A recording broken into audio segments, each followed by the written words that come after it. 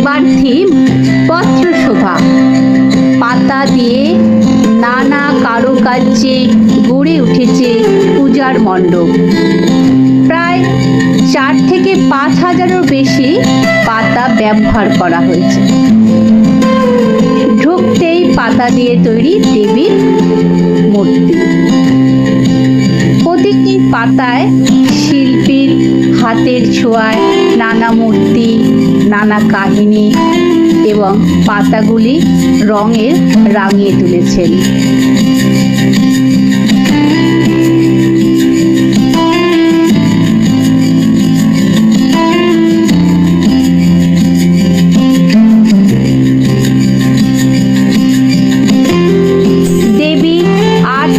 শাড়িতে গ্রামের বধূর রূপে বিরাজমান, সঙ্গে একই রূপে গণেশ, লক্ষ্মী, সরস্বতী, কার্তিক।